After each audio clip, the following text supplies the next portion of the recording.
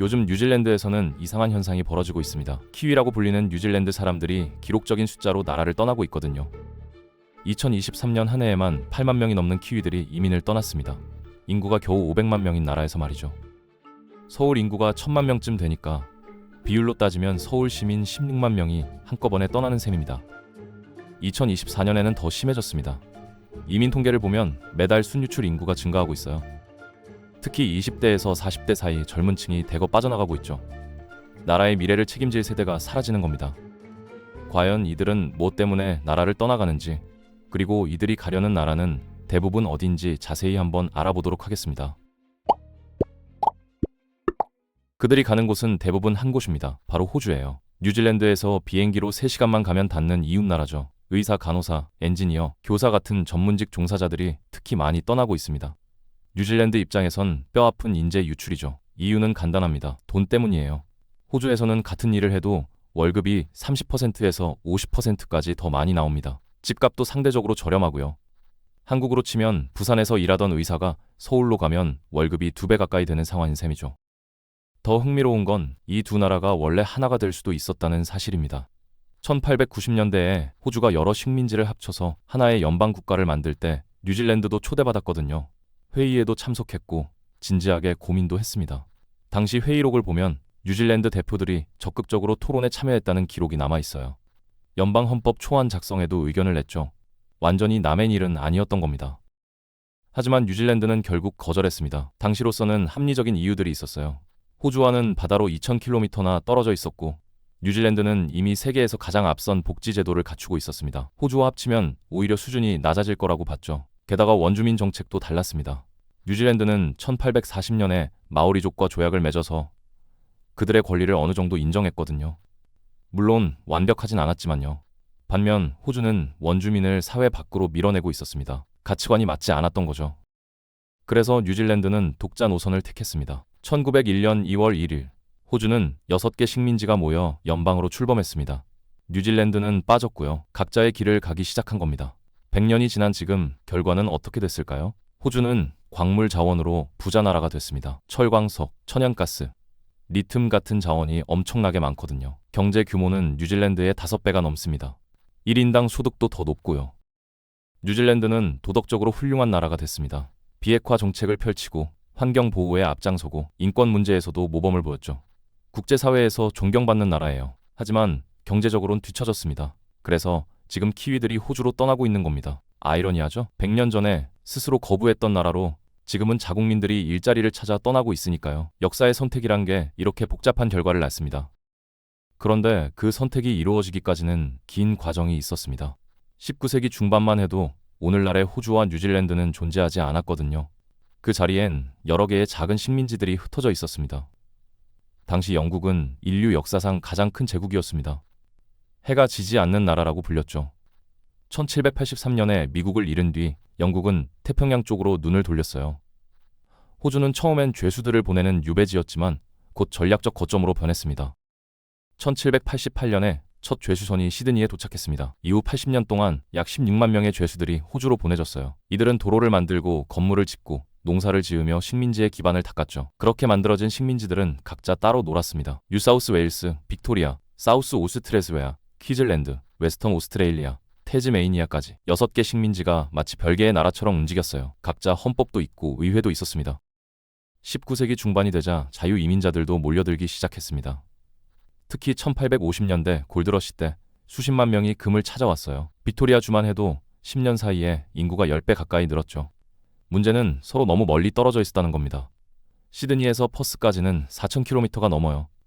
서울에서 태국 방콕까지 거리보다 먼 거죠. 교통이 발달하지 않았던 시대에 이 거리는 엄청난 장벽이었습니다. 경제정책도 제각각이었습니다. 뉴사우스 웨일스는 자유무역을 주장했어요. 물건을 자유롭게 사고 팔자는 거죠.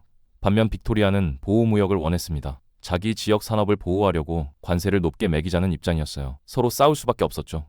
심지어 도덕적 우월감까지 작용했습니다. 사우스 오스트레일리아는 자유민들이 주로 정착한 곳이었거든요. 죄수 출신이 많은 다른 식민지들을 깔보는 분위기가 있었어요. 우리는 다르다는 식이었죠. 철도 괴간도 달랐습니다. 각 식민지가 서로 다른 폭의 철로를 깔았어요. 빅토리아에서 출발한 기차가 뉴사우스 웨일스 경계에 도착하면 멈춰야 했죠. 사람들은 짐을 들고 내려서 다른 기차로 갈아타야 했습니다. 이런 상황에서 식민지들을 하나로 묶는다는 건 쉽지 않았습니다. 각자 이해관계가 달랐고 정체성도 따로 형성되고 있었으니까요. 수천 킬로미터 떨어진 곳 사람들이 무슨 생각을 하는지도 잘 몰랐고요. 그런데 1883년에 상황이 바뀝니다. 독일 제국이 뉴기니 섬으로 세력을 확장하기 시작한 거예요.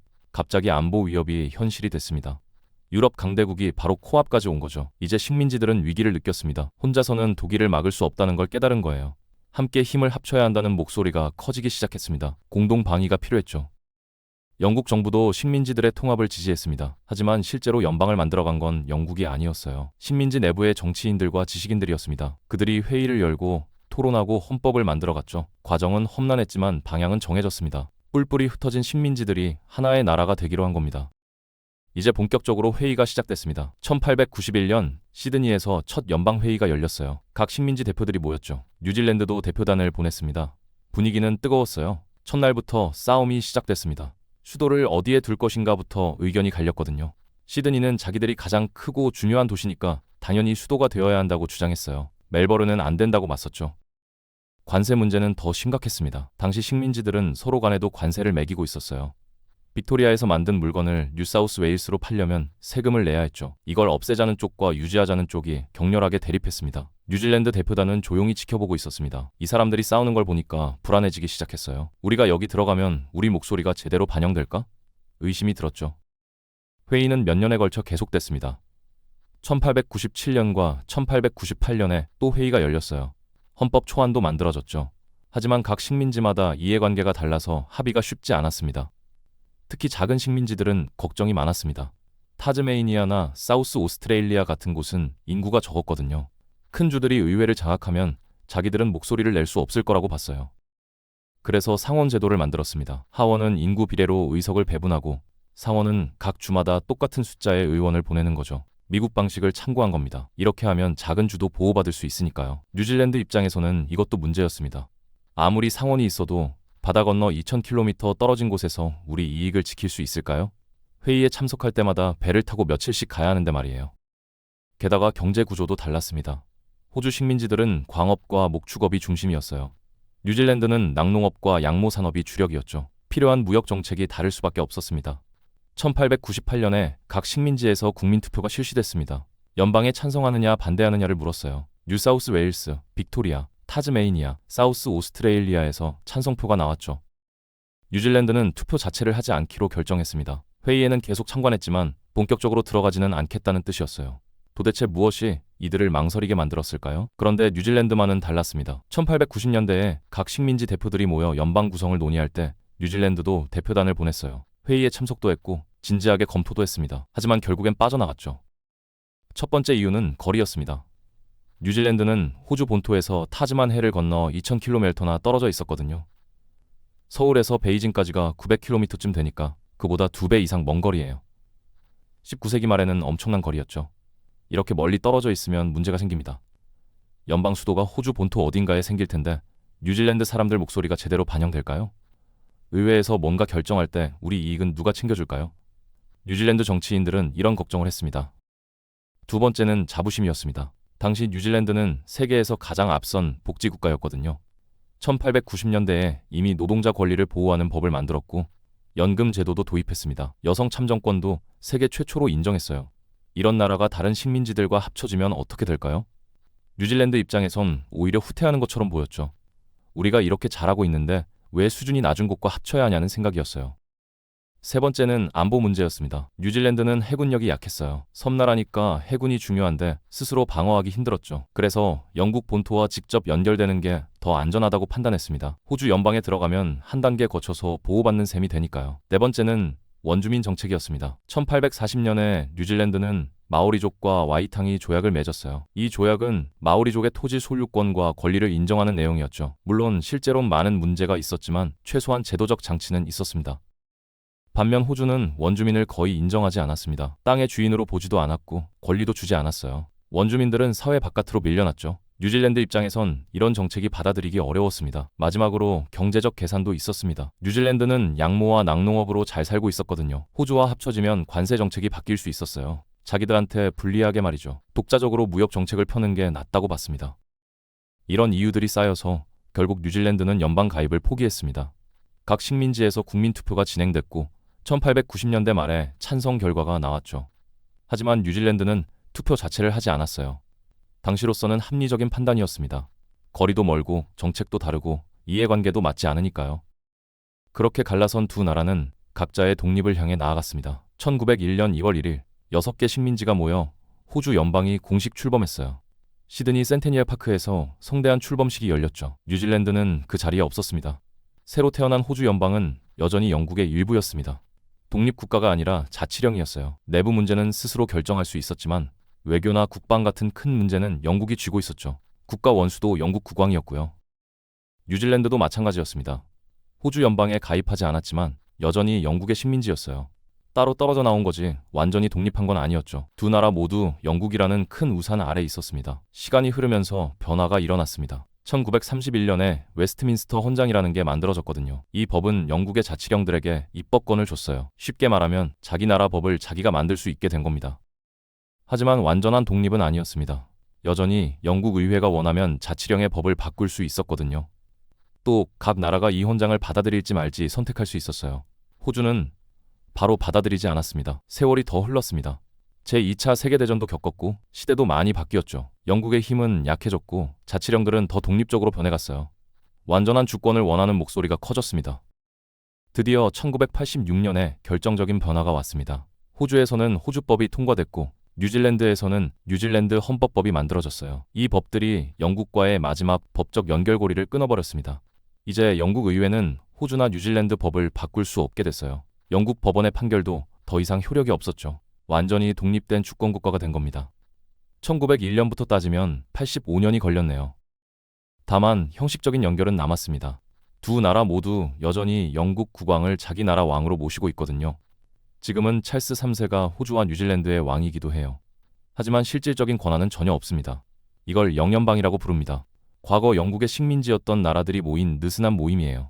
지금은 50개가 넘는 나라가 여기 속해 있죠. 경제적 혜택은 거의 없고 역사적 상징성도만 남았습니다. 법적으로 완전히 독립한 두 나라는 이제 각자의 길을 확실하게 걷기 시작했습니다. 그 결과는 극명하게 갈렸습니다. 호주는 땅속 자원으로 부자가 됐어요. 철광석이 어마어마하게 많이 나왔거든요. 중국이 경제 성장을 하면서 철광석 수요가 폭발했고 호주는 그걸 팔아서 돈을 벌었습니다. 천연가스도 엄청났습니다. 서부 해안의 액화 천연가스 수출 기지들이 줄줄이 들어섰어요. 요즘은 리튬도 많이 나옵니다. 전기차 배터리에 들어가는 핵심 광물이죠. 호주는 세계 최대 리튬 생산국이 됐어요. 이런 자원 덕분에 호주 경제는 쑥쑥 자랐습니다. 2025년 기준으로 국내 총 생산이 약 2조 달러예요. 하나로 2,600조 원쯤 되죠. 인구는 2,600만 명이니까 1인당으로 따지면 상당히 부유한 나라입니다. 뉴질랜드는 자원이 별로 없었습니다. 대신 다른 길을 택했어요. 깨끗한 환경과 도덕적 리더십으로 승부를 걸었죠. 1980년대에 비핵화 정책을 선언했고 미국 핵잠수함 입항도 거부했습니다. 환경 보호에도 앞장섰습니다. 자연을 보존하고 친환경 농업을 발전시켰어요. 뉴질랜드산 유제품이 세계적으로 인기를 끈 건 이런 이미지 덕분이었죠.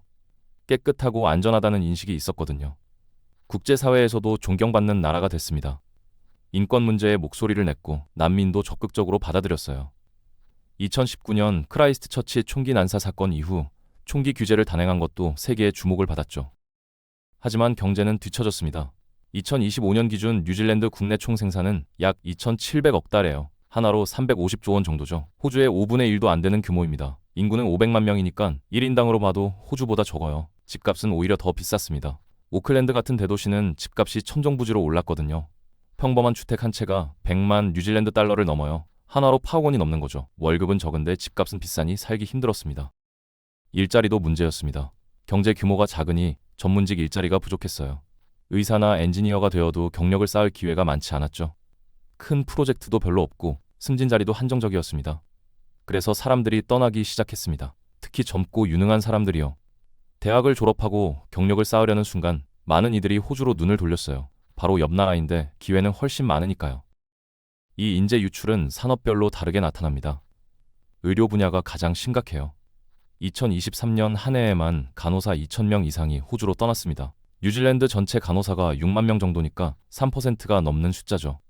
간호사 한 명을 키우는 데는 시간과 돈이 많이 듭니다. 3년간 교육받고 국가 면허 시험을 통과하고 실무 경험을 쌓아야 해요. 뉴질랜드가 이 비용을 다 부담했는데 정작 일은 호주에서 하는 겁니다. 의사도 마찬가지입니다. 특히 전문의들이 많이 떠나요. 마취과, 응급의학과, 외과 전문의 같은 핵심 인력이 빠져나가죠. 한 명이 떠나면 그 공백을 메우는데 몇 년씩 걸립니다. 건설업계도 타격이 큽니다. 엔지니어와 숙련 기술자들이 호주로 가거든요. 호주는 인프라 건설 프로젝트가 많아요. 시드니와 멜버른에서는 지하철 공사가 한창이고 도로와 교량 건설도 활발하죠. 뉴질랜드에서 5년 경력 토목 엔지니어는 연봉이 7천만 원 정도입니다. 호주 가면 1억 원이 넘어요. 게다가 큰 프로젝트에 참여할 기회도 많죠. 경력 관리 측면에서도 호주가 유리한 겁니다. 교육 분야는 좀 다릅니다. 교사들도 떠나긴 하는데 의료나 건설만큼은 아니에요. 교사는 공공부문이라 월급 격차가 상대적으로 작거든요. 그래도 해마다 수백 명씩은 떠납니다. IT 업계는 특히 심각합니다. 소프트웨어 개발자, 데이터 과학자 같은 인력이 계속 빠져나가요. 뉴질랜드엔 테크 기업이 많지 않거든요. 반면 호주 시드니와 멜버른에는 글로벌 기업 지사들이 많죠. 이런 인재 유출이 장기적으로 미치는 영향은 엄청납니다. 우선 세수가 줄어들어요. 고소득 전문직이 떠나면 그들이 냈을 세금이 사라지는 거죠. 뉴질랜드 정부 입장에선 재정 손실입니다. 산업 경쟁력도 떨어집니다. 핵심 인력이 없으면 새로운 사업을 시작하기 어려워요. 병원은 의사가 부족해서 진료 과목을 줄이고 건설사는 기술자가 없어서 프로젝트를 포기합니다. 악순환이 시작됩니다. 서비스 질이 떨어지니까 남아있던 사람들도 떠날 생각을 하게 돼요. 병원 대기 시간이 길어지고 집 짓는데 시간이 오래 걸리니까 사람들이 불만을 갖죠. 젊은 세대는 특히 민감합니다. 대학 졸업하면 바로 호주여행을 고려해요. 친구들이 이미 가 있고 연봉도 높고 기회도 많으니까요. 뉴질랜드에 남아야 할 이유를 찾기 어려운 겁니다.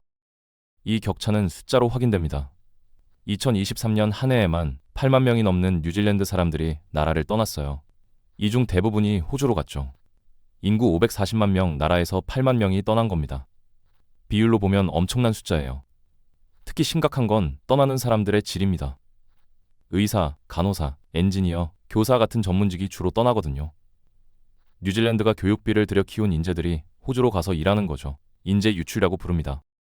이게 가능한 이유가 있습니다. 특수 범주 비자라는 게 있거든요. 뉴질랜드 사람들은 비자 없이 호주에 들어가서 바로 일하고 살 수 있어요. 우리나라로 치면 부산 사람이 서울로 이사하는 것처럼 쉽습니다. 원래 이 제도는 양국 우호의 상징이었습니다. 가까운 이웃나라끼리 자유롭게 오가며 살자는 취지였죠.